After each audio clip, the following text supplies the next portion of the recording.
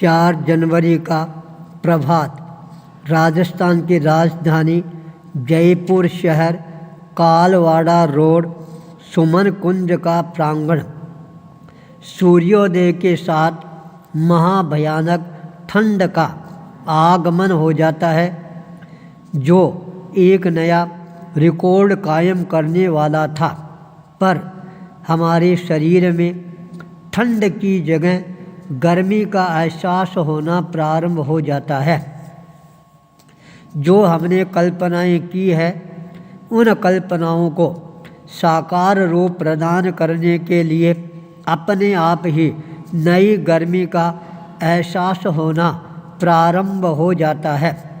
सूर्योदय के साथ अनेकों प्रकार की परिकल्पनाएं जन्म लेना प्रारंभ कर देती है।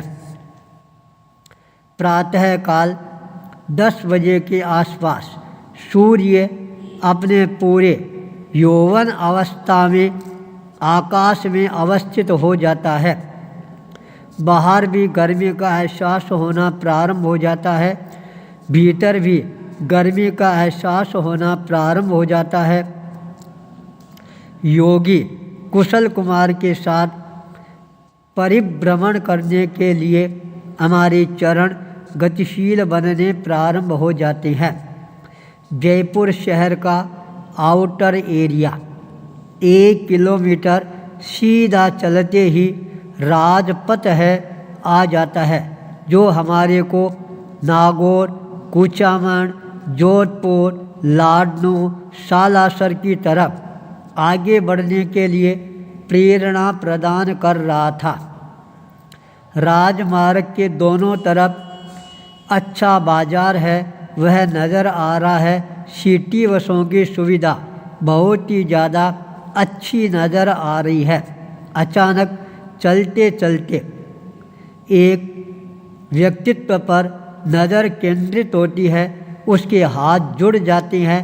हम उसके विनम्रता को स्वीकार करते हुए आगे बढ़ जाते हैं।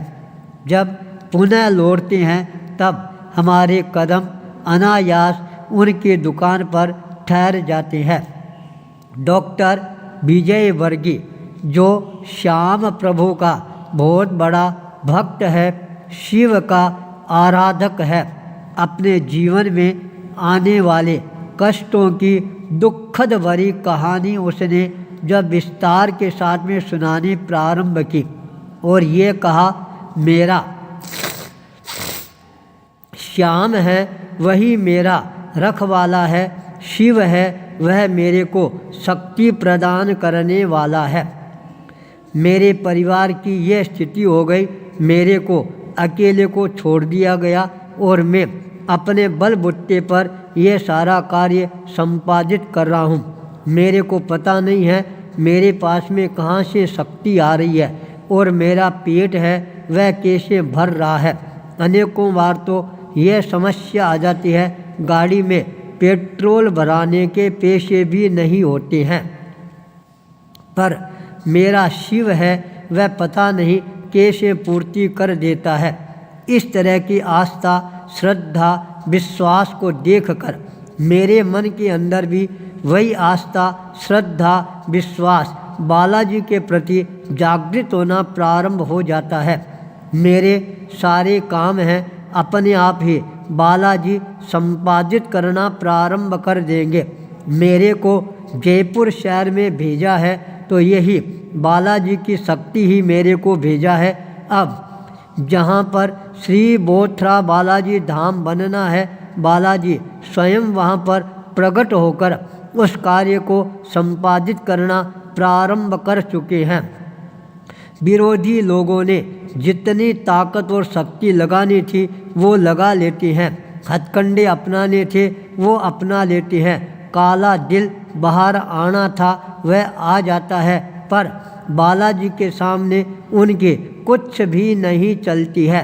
मेरी श्रद्धा इस तरह से और ज़्यादा घनीभूत बननी प्रारंभ हो जाती है। दोपहर के समय स्वयं डॉक्टर विजय वर्गी हमारे स्थान पर पहुंच जाता है। सत्संग का लाभ लेने में कोई प्रकार की कमी नहीं रखता है। योगेश जी शर्मा व्यवस्था का पूरा ध्यान रखने में कोई प्रकार की कमी नहीं रख रही हैं। छोटी बड़ी जो भी कोई प्रकार की ज़रूरत है सबकी पूर्ति है वो अपने आप ही करते ही जा रहे हैं। भाई मुकेश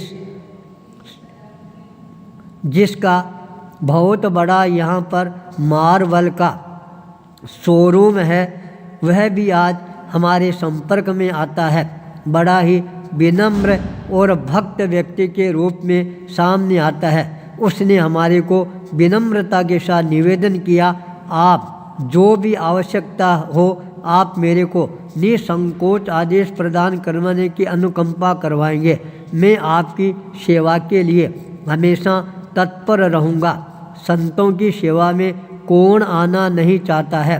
निस्वार्थ भाव से जो सेवा में आता है उसकी मनोकामनाएं हैं वो अपने आप ही पूरी होनी प्रारंभ हो जाती है। पर जो व्यक्ति स्वार्थ भाव के साथ के अंदर जुड़ता है उसकी नैया को डुबोने से इस संसार में कोई भी बचा भी नहीं पाता है। आज का 4 जनवरी का दिन बाहर से भी बहुत सारे लोगों के फ़ोन हैं आने प्रारंभ हो गई हैं। हम भी आपकी सेवा में उपासना में उपस्थित होना चाहते हैं। जयपुर में आपका कब तक प्रवास रहेगा?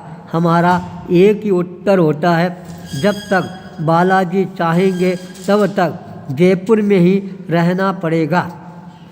जब यहाँ का कार्य संपन्न होगा उसके पश्चात आगे की योजनाएं और बना ली जाएगी। लोगों का भी सहकार अपने आप ही मिलना प्रारंभ हो गया है। सब लोगों ने हमारे को ये विश्वास दिलाया है, आप अर्थ की दृष्टि से निश्चिंत रहें। हम सारे मिलकर हमारे ट्रस्ट मंडल को और मजबूत बनाकर मजबूती के साथ कार्य संपादित करने में अपनी तरफ से कोई प्रकार की कमी नहीं रखेंगे।